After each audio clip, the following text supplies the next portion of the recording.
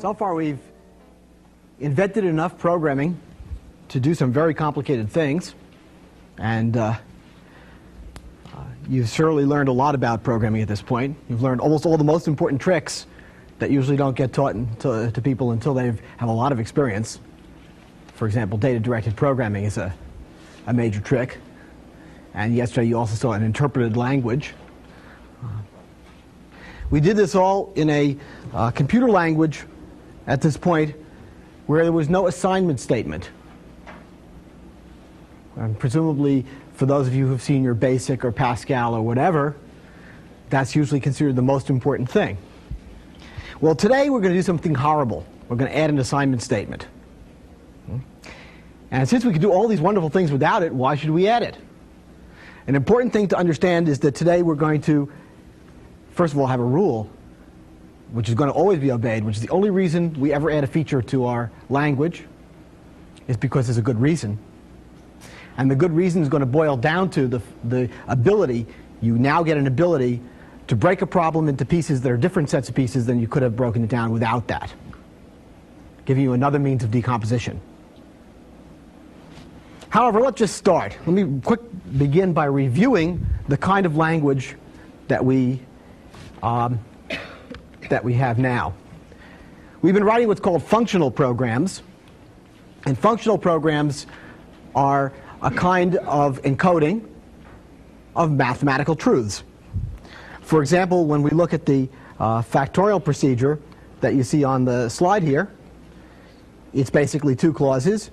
If n is 1, the result is 1. Otherwise, n times factorial n minus 1. That's factorial of n. Well, that is factorial of n.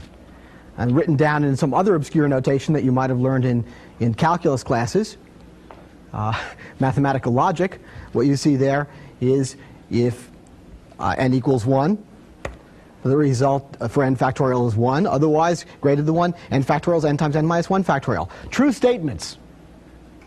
That's the kind of language we've been using. And whenever we have true statements of that sort, there's a kind of a way of understanding how they work, which is that such processes can be evolved by substitution.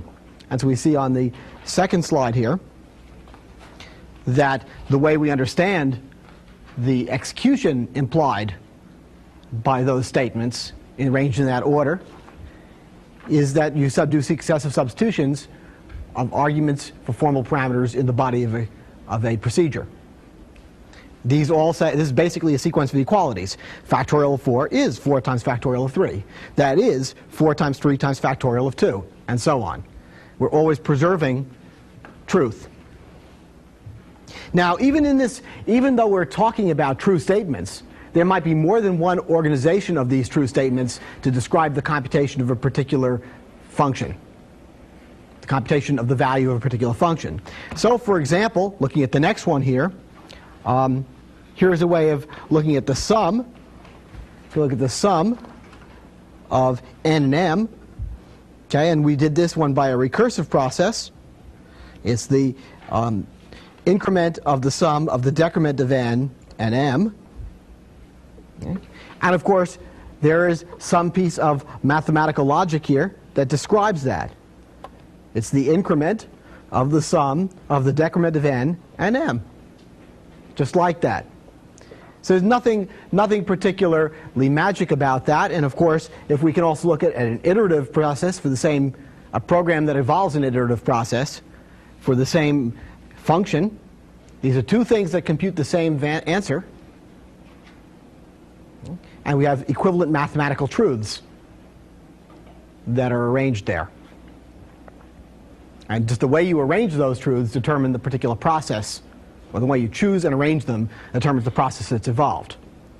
So we have the flexibility of talking about both the function to be computed and the method by which it's computed. So it's not clear we need more. However, today I'm going to do this awful thing. I'm going to introduce this assignment operation. Now, what is this? Well, first of all, there's going to be another kind of statement, if you will, in our programming language called set. And set, things that do things like assignment, I'm going to put exclamation points after. We'll talk about what that means in a second. The exclamation point, again, like question mark, is an arbitrary thing we attach to the symbol, which is the name, has no significance to the system. The only significance is to me and you, to alert you that this is an assignment of some sort. But we're going to set a variable to a value. Okay? And what that's going to mean is that there is a time at which something happens. Here's a time. If I have time going this way, this is a time axis. Time progresses by walking down the page. Then an assignment is the first thing we have that produces the difference between a before and an after. All of the other programs that we've written that have no assignments in them, the order in which they were evaluated didn't matter. But assignment is special. It produces a moment in time. So there is a moment before the set occurs, and after, such that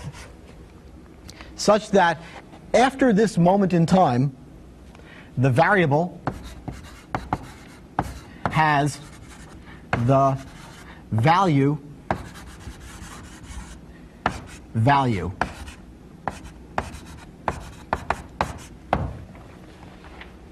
independent of what value it had before. Set changes the value of the variable. Until this moment, we had nothing that changed. So, for example, one of the things we could think of is that the procedures we write for something like factorial are in fact pretty much identical to the function factorial.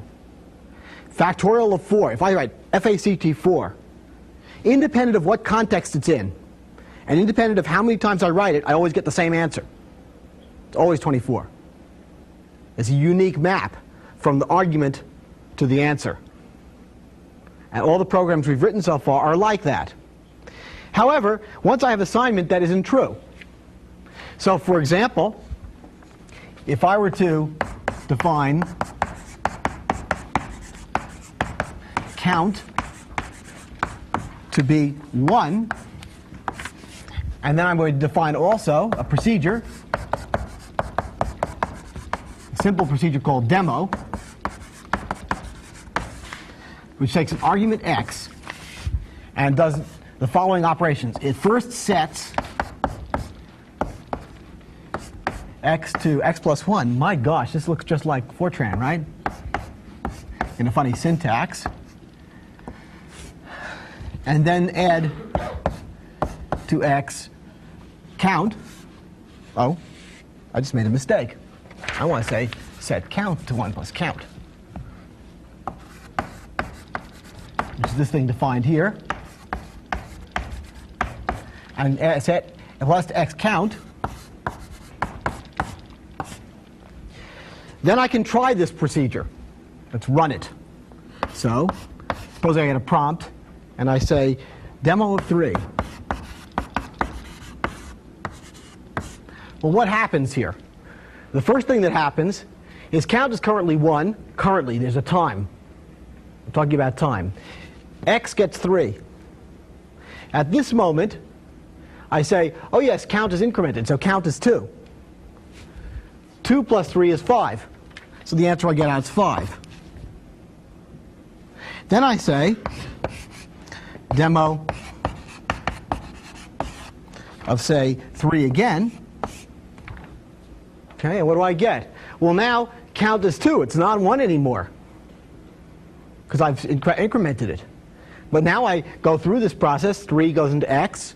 Count becomes 1 plus count, so that's 3 now. The sum of those two is 6, so the answer is 6. And what we see is the same expression leads to 2 different answers depending upon time. So demo is not a function. Does not compute a mathematical function. In fact, you can also see why now, of course. This is the first place where the substitution model isn't going to work. This kills the substitution model dead. You know, with quotation, there were some little problems that a philosopher might notice. okay, with the substitutions, because you have to worry about what deductions you can make when you substitute into quotes, if you're allowed to do that at all. But here the substitution model is dead. Can't do anything at all. Because supposing I wanted to use a substitution model to consider substituting for count. Okay? Well, by gosh, if I substitute for here and here, okay, they're different ones. It's not the same count anymore. I get the wrong answer. A substitution model is a static phenomenon. It describes things that are true, and not things that change. Here we have truths that change. Okay, well, before I give you any understanding of this is very bad. Now we've lost our model of computation. And pretty soon I'm going to have to build you a new model of computation. But let's play with this just now in an informal sense. Of course, what you already see is that when I have something like assignment, the model that we're going to need is different from the model that we had before, in that the variables, those symbols like count or x, are no longer going to refer to the values they have, but rather to some sort of place where the value is stored. We're going to have to think that way for a while. It's going to be a very bad thing and cause a lot of trouble. Okay, so as I said, the very fact that we're inventing this bad thing means that there had better be a good reason for it. Otherwise, it's just a waste of time and a lot of effort. Let's just look at some of it, though, just to play. Supposing we write down the functional version, functional meaning in the old style, okay, of factorial by an iterative process.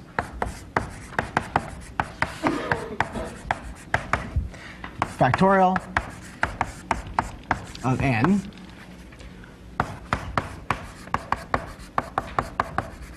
we're going to iterate of m and I, which says if I is greater than n, then the result is m. Otherwise, it's the result of iterating the product of I and m. So m is going to be the product that I'm accumulating. M is the product. Okay? And the count I'm going to increase by 1.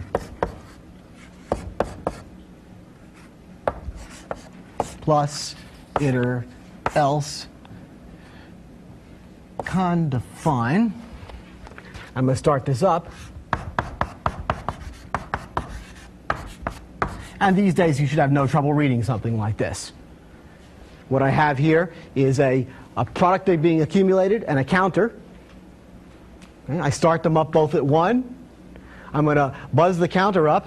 I goes to I plus 1 every time around. But that's only where I'm putting a time on the process. Each of this is just to have truths, true rules. Okay. And m is going to get new values of I and m, I times m each time around. And eventually I is going to be bigger than n, in which case the answer is going to be m. Now I, speaking to you, use time in this. That's just because I know how the computer works. But I didn't have to. This could be a purely mathematical description at this point, because substitution will work for this. But let's write down a similar sort of program using the same algorithm, but with assignments. So this is called a functional version.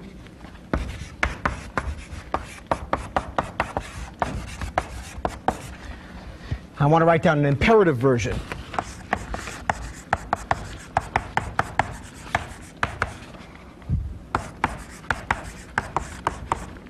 Factorial of n. I'm going to create my two variables. Let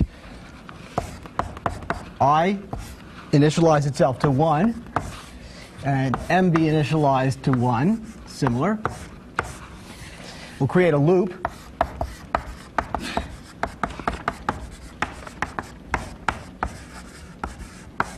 Which has cond greater than I n. If I is greater than n, we're done, and the result is m, the product I'm accumulating. Otherwise, I'm going to write down 3 things to do. I'm going to set m to the product of I and m, set I to the sum of I and 1, and go around the loop again. Looks very familiar to you Fortran programmers. Else con define, funny syntax though. Start the loop up. Okay, and that's the program. Now this program, how do we think about it? Well, let's just say what we're seeing here.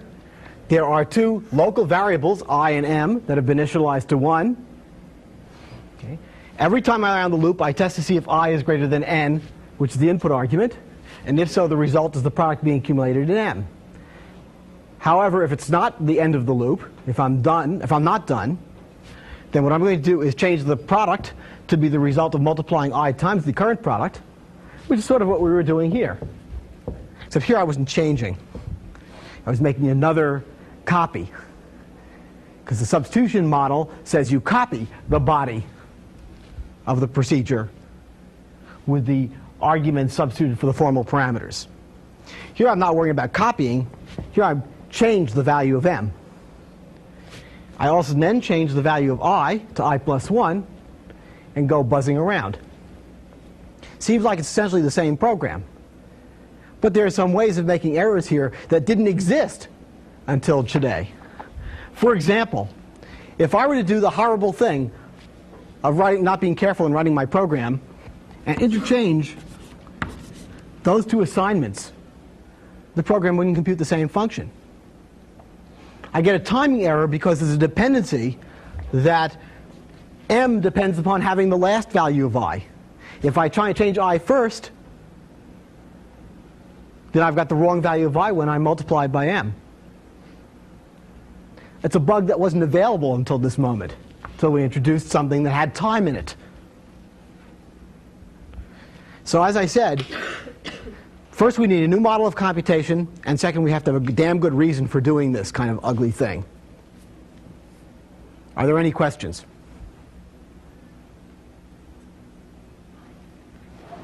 Speak loudly, David. Okay. I'm confused about, we've introduced set now, but we had let before and define before.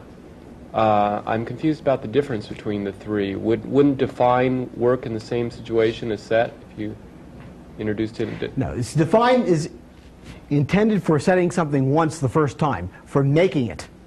Okay? In other words, you have never seen me write on a blackboard, okay, 2 defines in a row whose intention was to change the old value of some variable to a new one. And is that by convention or? No, it's intention. Okay? The answer is that, for example, internal to a procedure, 2 defines in a row are illegal. 2 defines in a row of the same variable. Okay? Executing the same define twice. Whether or not a system catches that error is a different question. But I legislate to you that define happens once on anything. Now, indeed, in interactive debugging, we intend that you interacting with your computer will redefine things. And so there's a special exception made for interactive debugging. But define is intended to mean set up something, okay, which will be forever that value after that point. Okay? It's as if all the defines were done at the beginning. In fact, the only legal place to put a define in scheme internal to a procedure is just at the beginning of a lambda expression, okay, which is the beginning of the body of a procedure. Now, okay. Now let of course does nothing like either of that. I mean, if you look at what's happening with a let, this happens again exactly once. It sets up a context where I and m have values 1 and 1. That context exists throughout this scope, this region of the program.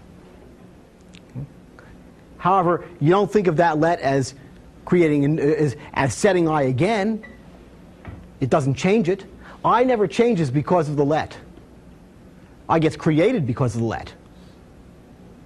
In fact, the let is a very simple idea. Let does nothing more.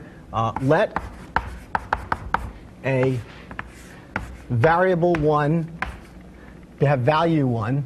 Let me write this down a little bit more neatly. That's right. var 1 have the value of expression e1, and variable 2 have this value of the expression e2. In an expression e3 is the same thing as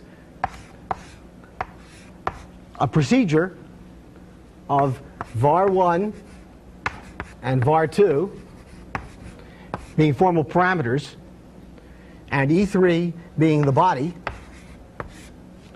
where var1 is bound to the value of e1 and var2 gets the value of e2. So this is in fact a perfectly understandable thing from a substitution point of view. This is really the same expression written in two different ways. In fact, the way the actual system works is this gets translated into this before anything happens. Okay, I'm still unclear as then what makes the difference between a let and a define. They could a define is a syntactic sugar whereby essentially a bunch of variables be created by lets and then set up once.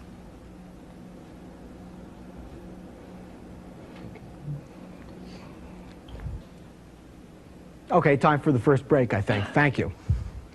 Let me get this. 7. How long was that?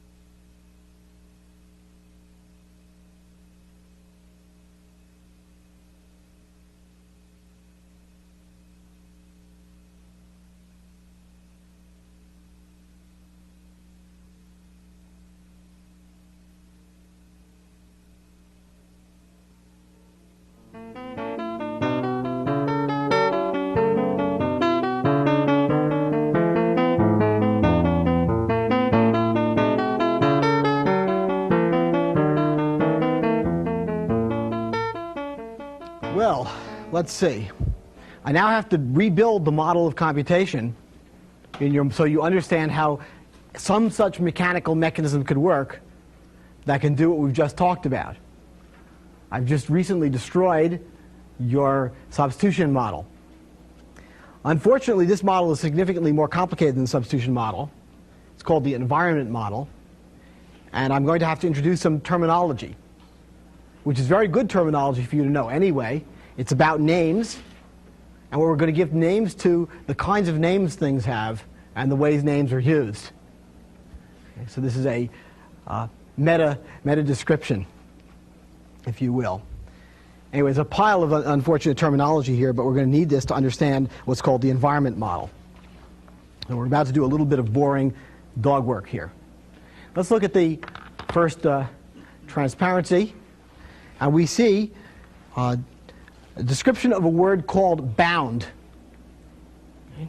And we're going to say that a variable v is bound in an expression e if the meaning of e is unchanged by the uniform replacement of a variable w not occurring in e for every occurrence of v in e. Now that's a long sentence. Okay, so I think I'm going to have to say a little bit about that before we even fool around at all here. Bound variables we're talking about here.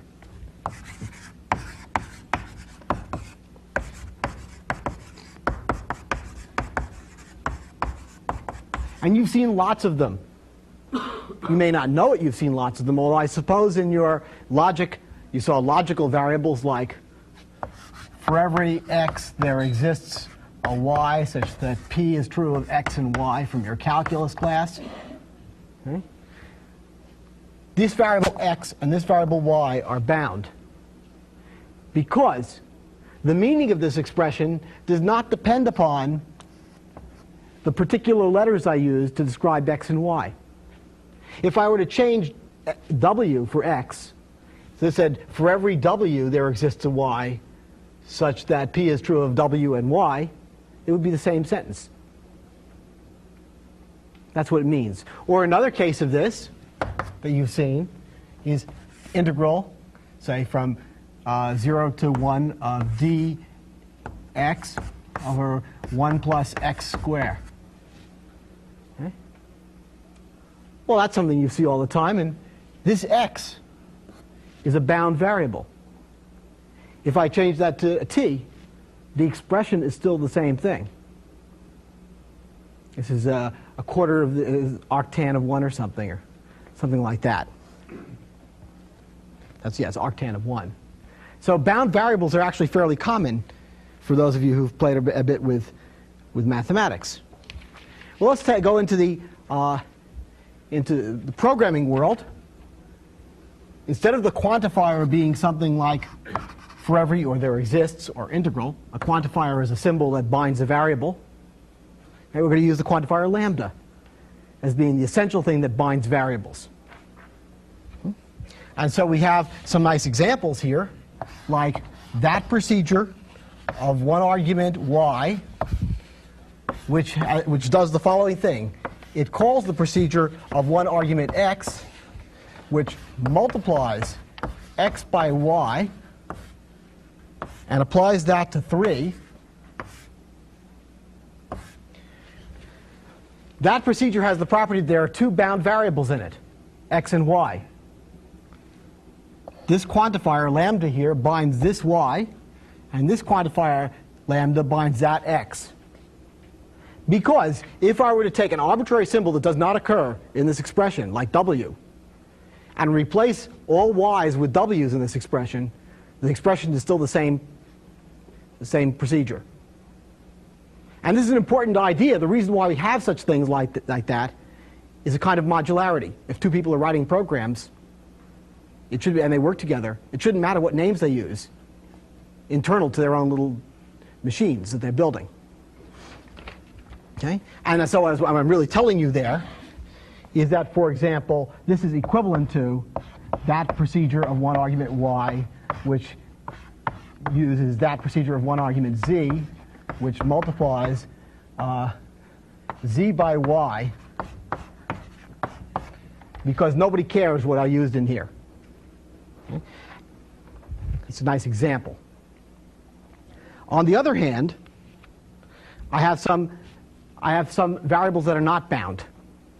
An example. That procedure of one argument x, which multiplies x by y. In this case, y is not bound. Supposing y had the value 3, okay, and z had the value 4, okay, then this procedure would be the thing that multiplies its argument by 3. If I were to replace every instance of y with z, I would have a different procedure which multiplies every argument is given by 4. Okay, and in fact, we have a name for such a variable. Here, we say that a variable v is free in the expression e if the meaning of the expression e is changed by the uniform replacement of a variable w not occurring in e for every occurrence of v in e. Okay, so that's why this variable over here, y, is a free variable.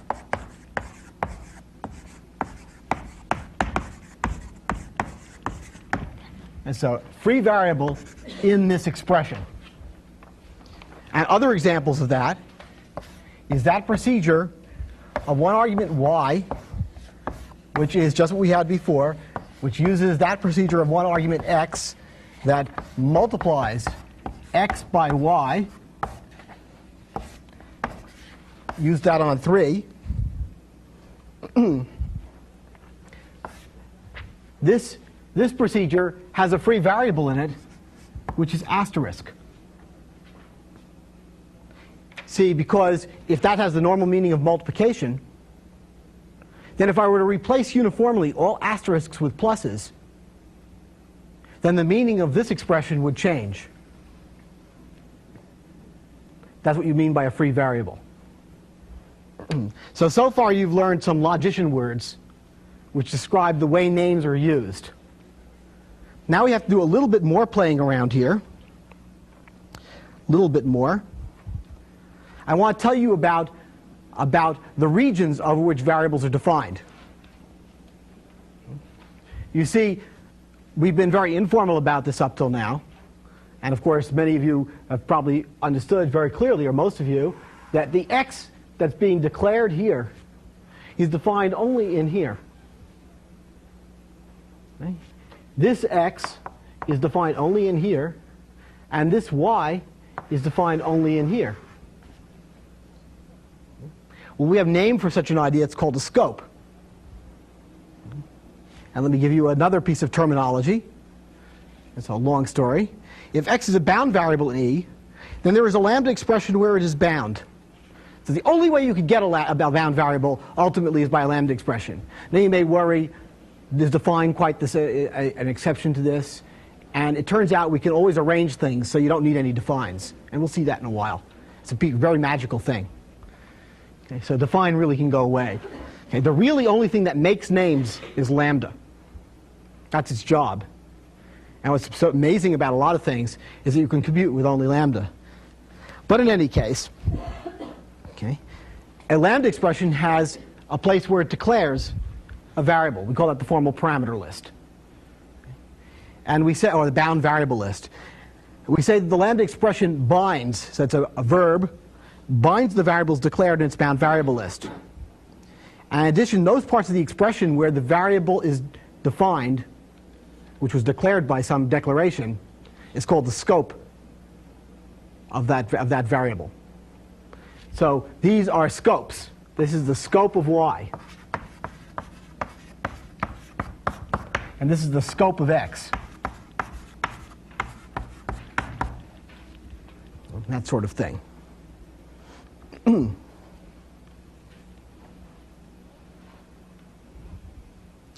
Okay. Well, now we have enough terminology to begin to understand how to make a new model for computation. Because the key thing going on here is that we've destroyed the substitution model, and we now have to have a model that represents the names as referring to places. Because if we're going to change something, then we have to have a place where it's stored. You see, if a name only refers to a value, and if I tried to change the name's meaning, well, that's not clear. There's nothing that is the place that name referred to. Or how am I really saying it? There's nothing shared among all of the instances of that name. And what we really mean by a name is we fanned something out. We've given something a name, and you have it, because I've given you a reference to it, and I've given you a reference to it. And we'll see a lot about that. So let me tell you about environments. I need the overhead projection machine. Thank you. Okay, so here is a bunch of environment structures. An environment is a way of doing substitutions virtually. It represents a place where something is stored, which is the substitutions that you haven't done. It's a place where everything accumulates, where the names of the variables are associated with the values they have, such that when you want to say what does this name mean, you look it up in an environment. So an environment is a function, or a table, or something like that. But it's a structured sort of table. It's made out of things called frames. Frames are pieces of environment, and they're chained together in some nice ways by what's called parent links or something like that. So here we have an environment structure consisting of three environments basically: A, B, and C. D is also an environment, but it's the same one. They share. And that's the essence of assignment. if I change a variable, a value of a variable that lives here, like that one, it should be visible from all places that you're looking at it from. Say this one, x. If I change that x to 4, it's visible from other places. But I'm not going to worry about that right now. We're going to talk a lot about that in a little while. What do we have here? Well, these are called frames. Here's a frame, and here's a frame. A is an environment which consists of the table labeled, which is frame 2, followed by the table labeled frame 1. And in this environment, in say this environment, frame 2, x and y are bound. They have values. In frame 1. In frame 2, z is bound, and x is bound, and y is bound. But the value of x that we see looking from this point of view is this x. Its x is 7, rather than this one, which is 3. We say that this x shadows this x. Okay? From environment 3, from frame 3, from environment B, which refers to frame 3, we have variables m and y bound, and also x. Okay? This y shadows this one. So the value, looking from this point of view, of y is 2. The value, for looking from this point of view, of m is 1. And the value, looking from this point of view, of x is 3. So there we have a very simple environment structure made out of frames. These correspond to the applications of procedures. And we'll see that in a second. So now I have to make you some other nice little structure that we build. On the next slide, we see an object which I'm going to draw procedures. This is a procedure. A procedure is made out of 2 parts. It's sort of like a cons. Okay. However, it's the 2 parts. Okay. The first part refers to some code, something that can be executed. A set of instructions, if you will. You can think of it that way. And the second part is an environment. The procedure is the whole thing. And we're going to have to use this to capture the values of the free variables that occur in the procedure. If a variable occurs in a procedure, it's either bound in that procedure or free. If it's bound, then the value will somehow be easy to find. Okay? But it'll be in some easy environment to get at. If it's free, we're going to have something that goes with the procedure that says where it'll go look for its value. And the reasons why are not obvious yet, but will be soon. So here is a procedure object. It's a composite object consisting of a piece of code and a environment structure. Now I will tell you the new rules, the complete new rules for evaluation. Okay. The first rule, there's only 2 of them. These correspond to the substitution model rules. And the first one has to do with how do you apply a procedure to its arguments. Okay? And a procedure object is applied to a set of arguments by constructing a new frame. That frame will contain the mapping of the formal parameters to the actual parameters of the arguments that were supplied in the call. As you know, when we make up a call to a procedure like lambda x times xy, and we call that with the argument 3, then we're going to need some mapping of x to 3. It's the same thing as later substituting, if you will, the 3 for the x in the old model. So I'm going to build a frame which contains x equals 3 as the information in that frame. Now, the body of the procedure will then have to be evaluated, which is this. And it will be evaluated in an environment which is in the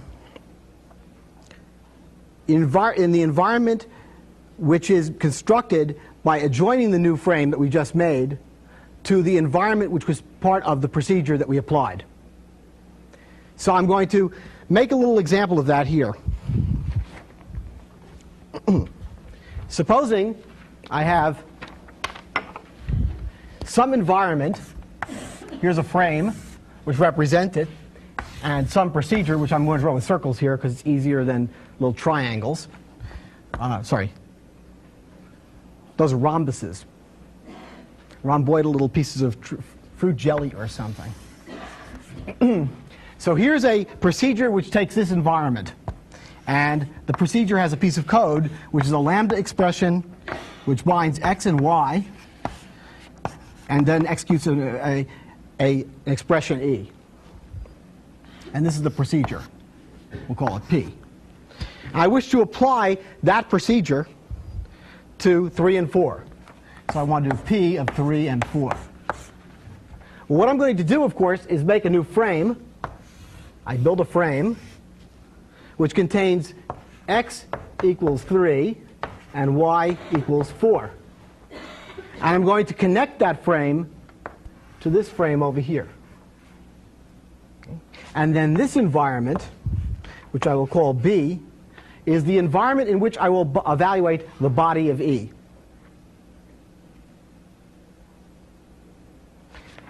Now, E may contain references to x and y and other things.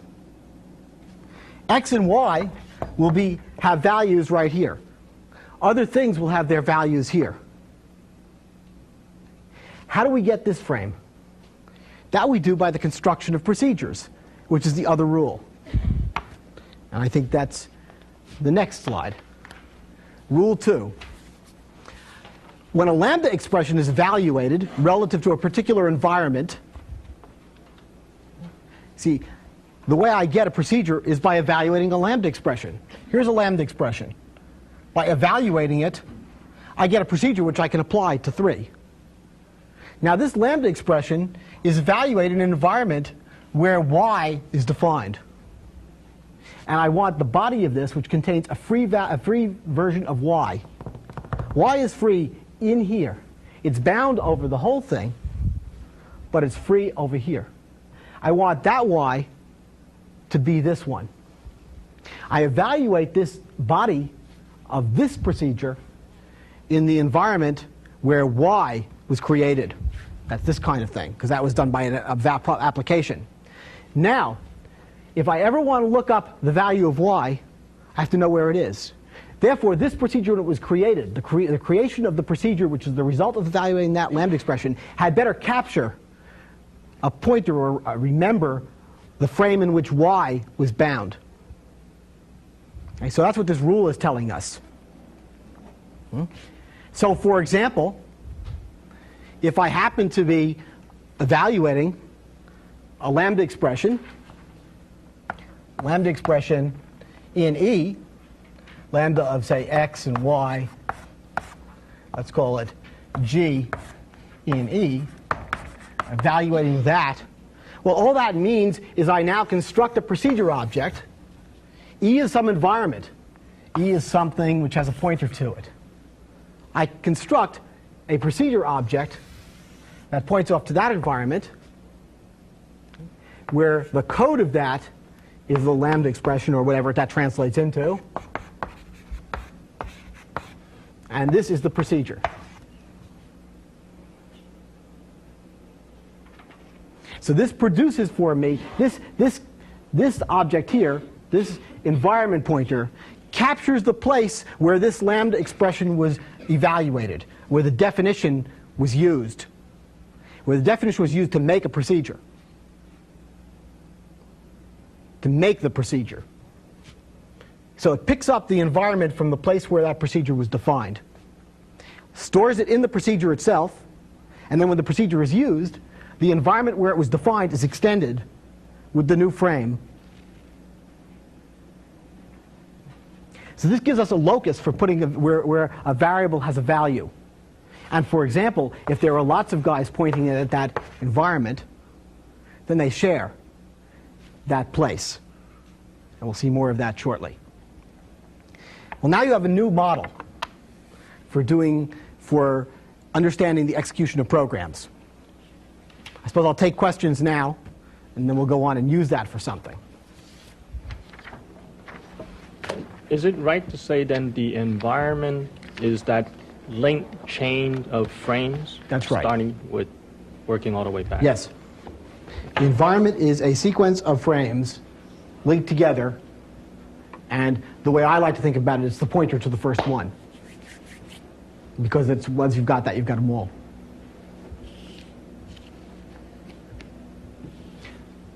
Anybody else? Is it possible to evaluate a procedure or to define a procedure in two different environments such that it will behave differently and have pointers to both? Oh, yes. The same procedure is not going to have two different environments. The same code, the same lambda expression, can be evaluated in two environments producing two different procedures. Each procedure... Their definition has the same name, their operation... The definition is written with the same characters. Right. I can evaluate that set of characters, whatever, or that list structure that defines, that is the textual representation. Okay? I can evaluate that in two different environments producing two different procedures. Each of those procedures has its own local sets of variables, and we'll see that right now. Okay? Anybody else?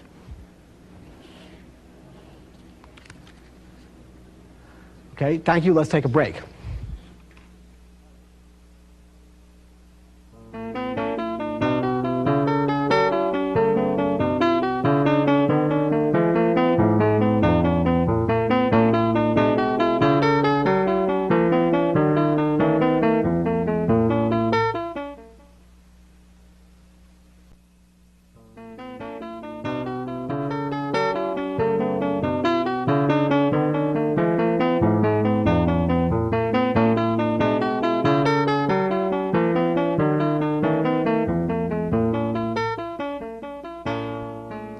Well, now I've done this terrible thing to you.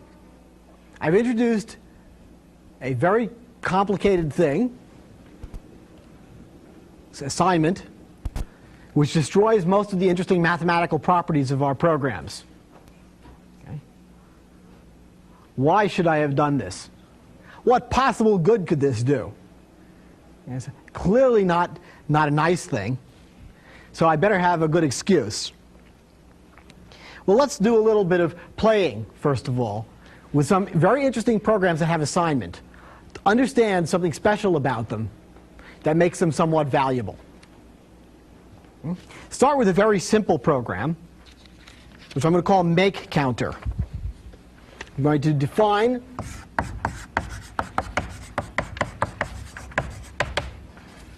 make counter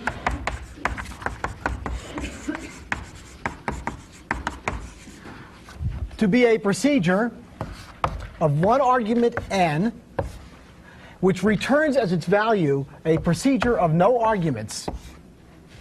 There's a procedure that produces a procedure which sets n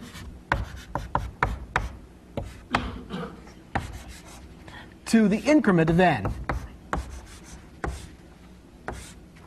and returns that value of n. Okay. Now we're going to investigate the behavior of this. It's a sort of an interesting thing. And in order to investigate the behavior, I have to make an environment model, because we can't understand this any other way. So let's just do that. We start out with some sort of, let's say there's a global environment that the machine is born with. Global, we'll call it. And it's going to have in it a bunch of initial things. We all know what it's got. It's got things in it like say, plus, and times, and quotient, and difference, and car, and etc. Lots of things. I don't know what they are. Some various squiggles that are the things the machine is born with. And by doing the definition here, what I plan to do, well, what am I doing? I'm doing this relative to the global environment. So here's my environment pointer. In order to do that, I have to evaluate this lambda expression. That means I make a procedure object. So I'm going to make a procedure object here, And the procedure object has as the place it's defined the global environment. The procedure object contains some code that represents a procedure of one argument n, which returns a procedure of no arguments, which does something. And the define is a way of changing this environment so that I now add to it a make counter.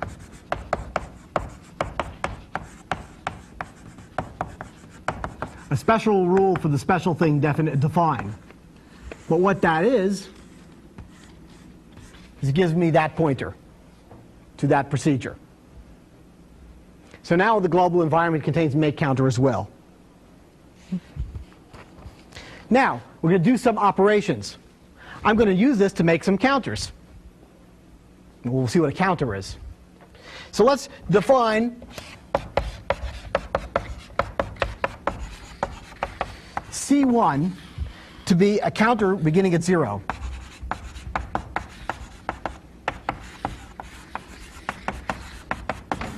Of 0. Well, we know how to do this now, according to the model. I have to evaluate the expression make counter in the global environment. Make counter of 0. Well, I look up make counter and see that it's a procedure. Okay? I'm going to have to apply that procedure. The way I apply the procedure is by constructing a frame. Right? So I construct a frame which has a value for n in it, which is 0. And the parent environment is the one which is the environment of definition of make counter. Okay? So I've made an environment by applying make counter to 0. Now I have to evaluate the body of make counter, which is this lambda expression, in that environment.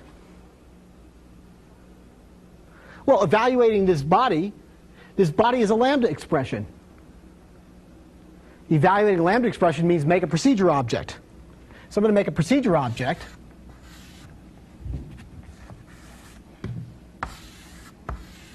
And that procedure object has the environment it was defined in being that, where n was defined to be 0. And it has some code, which is the procedure of no arguments, which does something. That sets something and returns n. And this thing is going to be the object which in the global environment will have the name C1. So we construct a name here, C1, and say that equals that. Now if I also make another counter,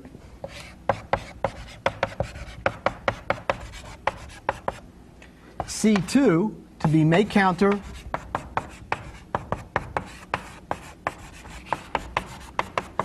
say starting with 10, then I do essentially the same thing. I apply the make counter procedure, which I got from here, to make another frame with n being 10. Okay, that frame has the global environment as its parent. I then construct a procedure which has that as its frame of definition, which is the code of it is the procedure of no arguments, which does something, which does a set, and so on, and n comes out. Okay? And C2 is this. Well, you're already beginning to see something fairly interesting. There are two n's here. There's not one n. Each time I called make counter, I made another instance of n. These are distinct and separate from each other. Now let's do some execution, use those counters. I'm going to use those counters. Well, what happens if I say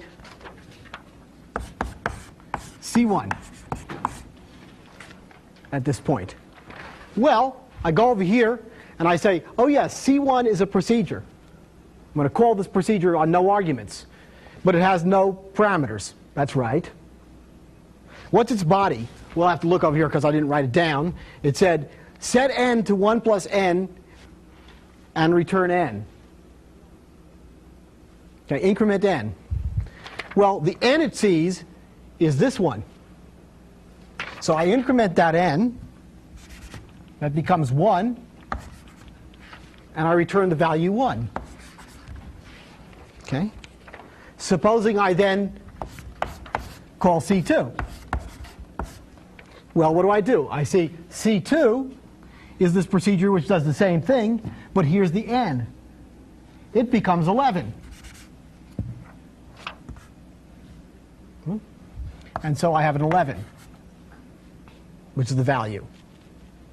I then can say, let's try C1 again. C1 is this.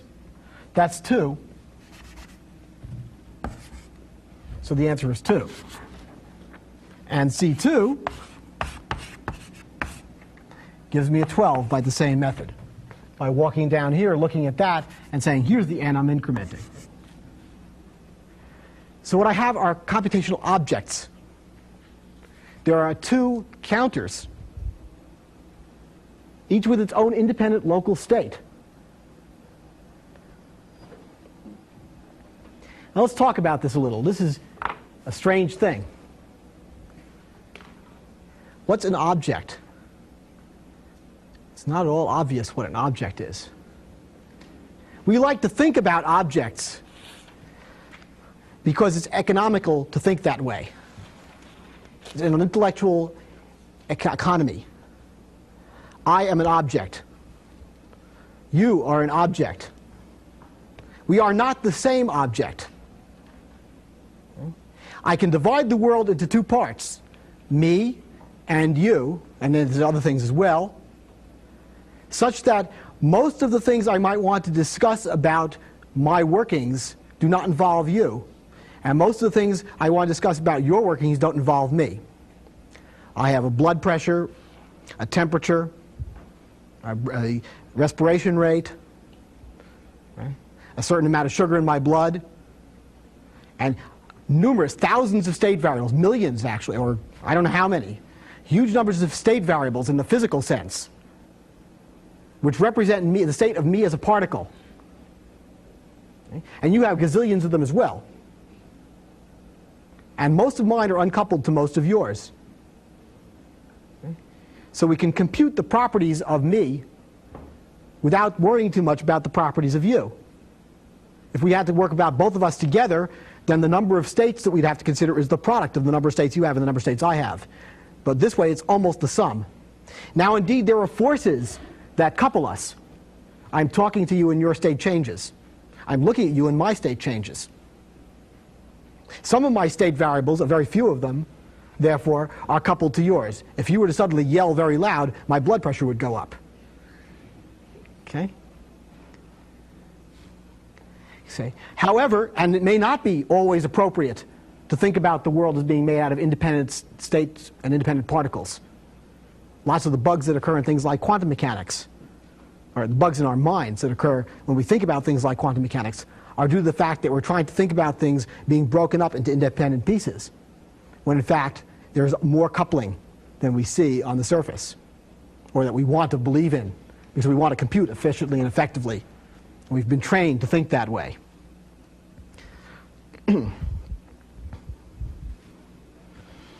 Well, let's see. How would we know if we had objects at all? How can we tell if we have objects? Consider some possible optical illusions. This could be done. Okay? These pieces of chalk are not appropriately identical. But supposing you couldn't tell the difference of them by looking at them. Right?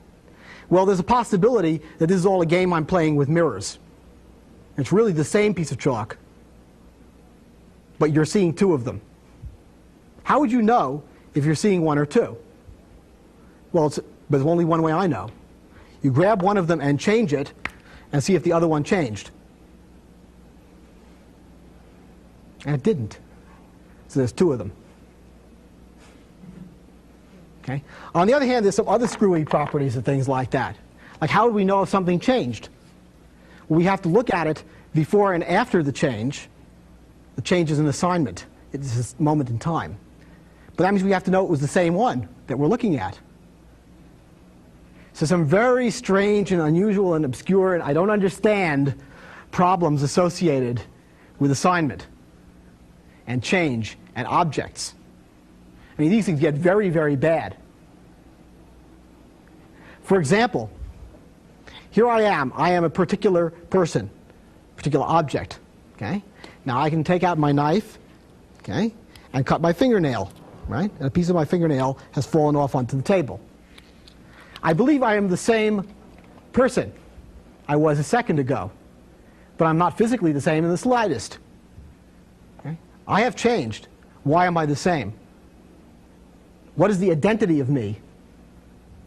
Well, I don't know. Okay? Except for the fact that I have some sort of identity. And so I think by introducing assignment and objects, we have opened ourselves up to all of the horrible questions of philosophy that have been plaguing philosophers for some thousands of years about this sort of thing. It's why mathematics is a lot cleaner. Let's look at the best things I know to say about actions and identity. We say that an action A had an effect on an object X, or equivalently, that X was changed by A if some property P which was true of X before A became false of X after A. That's a test. But it still means I have to have the X before and after. Or the other way of saying this is we say that two objects X and Y are the same if any action which has an effect on X has the same effect on Y. However, objects are very useful, as I said, for an intellectual economy. Right? One of the things that's incredibly useful about them is that the world is, we like to think about, made out of independent objects with an independent local state. We like to think that way, although it isn't completely true. Okay? When we want to make very complicated programs that deal with such a world, if we want those programs to be understandable by us, and also to be changeable, so that if we change the world, we change the program only a little bit, then we want there to be connections, isomorphism, between the objects in the world and the objects in our mental model. The modularity of the world can give us a modularity in our programming. So we invent things called object-oriented programming and things like that to provide us with that idea, to provide us with that power.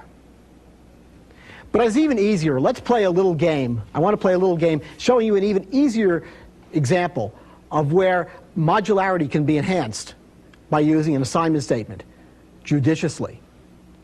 One thing I want to enforce and impress on you is don't use assignment statements the way you use it in Fortran or BASIC or something, or Pascal, to do the things you don't have to do it with it. It's not the right way to think for most things. Sometimes it's essential, or maybe it's essential. We'll see more about that too. Okay, well, let me show you a fun game here.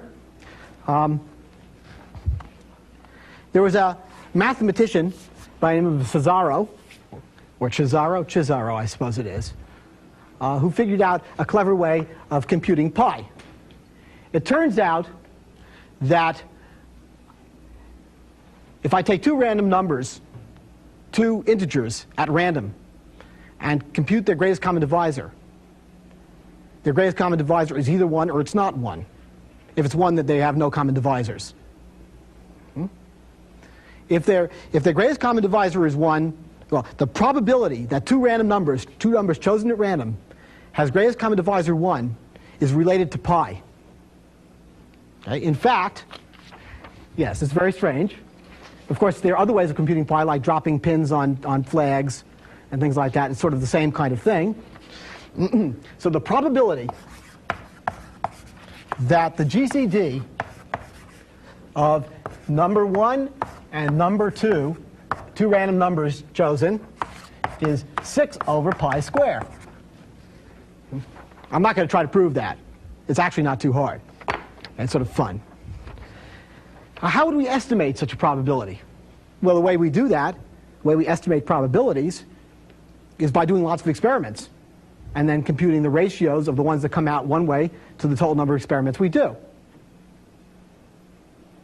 It's called Monte Carlo. And it's useful in other contexts for doing things like integrals where you have lots and lots of variables. You're in a space with many dimensions you're doing an integral in. But going back to here, let's look at this slide. Okay. We can use Cesaro's method for estimating pi with n trials by taking the square root of 6 over a Monte Carlo experiment with n trials using Cesaro's experiment, where Cesaro's experiment is the test of whether the GCD of two random numbers, and you can see that I've already got some assignments in here just by what I wrote.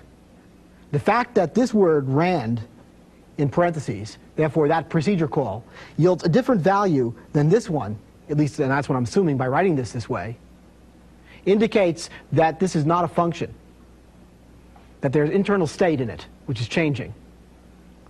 Okay? But the probability, sorry, the GCD, if the GCD of those two random numbers is equal to 1, that's the experiment. So here I have an experimental method for estimating the value of pi, where I can easily divide this problem into two parts. One is the specific Monte Carlo experiment of Cesaro, which you just saw, and the other is the general technique of doing Monte Carlo experiments. And that's what this is. If I want to do Monte Carlo experiments with n trials, a certain number of trials, and a particular experiment, the way I do that is I make a little iterative procedure which has variables, the number of trials remaining and the number of trials that have been passed, that have gotten true. And if the number remaining is 0, then the answer is the number passed divided by the total number of trials, was the estimate of the probability. And if it's not, if I have more trials to do, then let's do one. We do an experiment. We call the procedure, which is the experiment, on no arguments. We do the experiment. And then if that turned out to be true, we go around the loop, decrementing the number of experiments we have to do by 1, and incrementing the number that were passed. And if the experiment was false, we just go around the loop, decrementing the number of experiments remaining and keeping the number passed the same. We start this up, iterating over the total number of trials with 0 experiments passed. A very elegant little program. And I don't have to just do this with Cesaro's experiment. It could be lots of Monte Carlo experiments I might do. Of course, this depends upon the existence of some sort of random number generator. And random number generators generally look something like this. Okay? There is a random number generator is in fact a procedure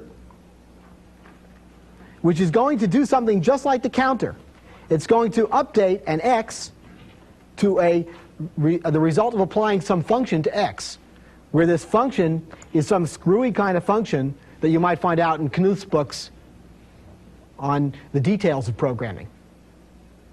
Knuth has these wonderful books that are full of the details of programming, because I can't remember how to make a random number generator, but I can look it up there and I can find out. And then eventually I return the value of x, which is the state variable internal to the random number generator. That state variable is initialized somehow and has a value. And this procedure is defined in the context where that variable is bound.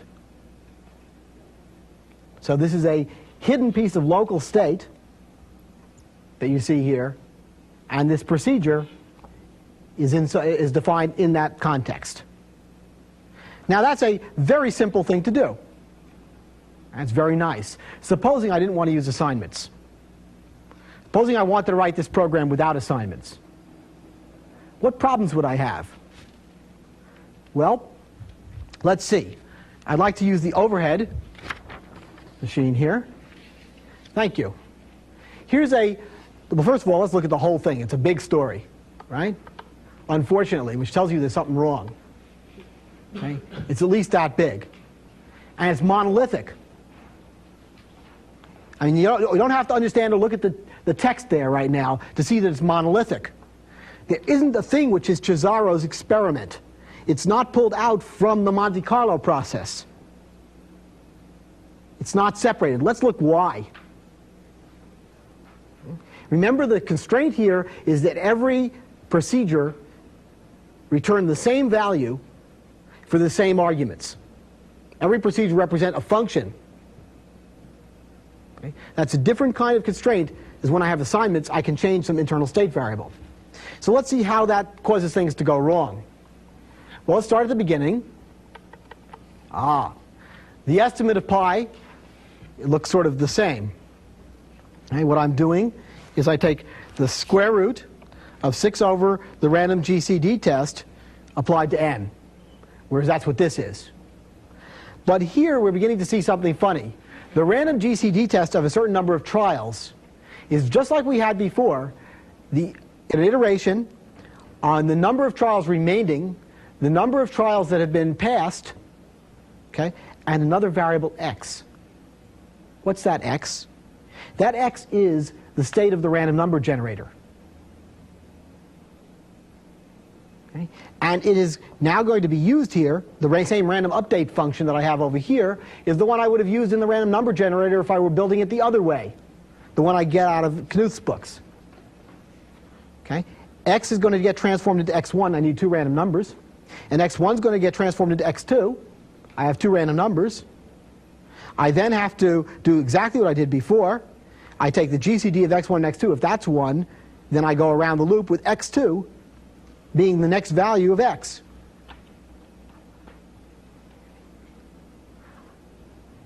You see what's happened here is that the state of the random number generator is no longer confined to the insides of the random number generator.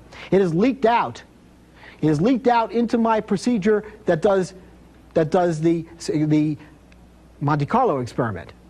But what's worse than that is it's also, because it was contained inside my experiment itself, Cesaro, it leaked out of that too, because Cesaro called twice has to have a different value each time if I'm having a legitimate experimental test.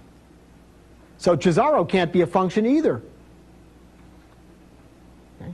Unless I pass it the seed of the random number generator that's going to go wandering around. So unfortunately, the seed of the random number generator has leaked out into Cesaro from the random number generator. That's leaked into the Monte Carlo experiment. And unfortunately, my Monte Carlo experiment here is no longer general. The Monte Carlo experiment here knows how many random numbers I need to do the experiment. That's sort of horrible.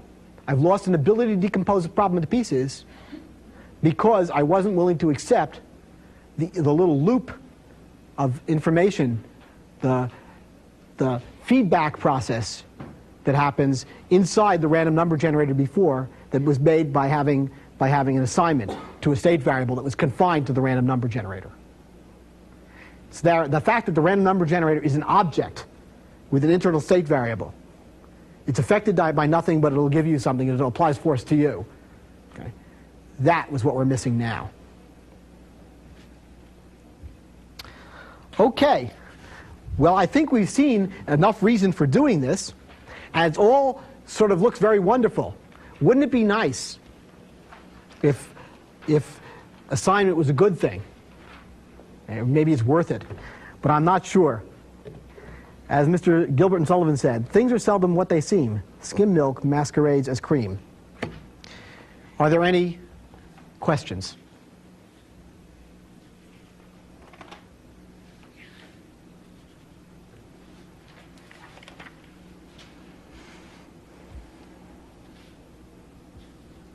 Are there any philosophers here?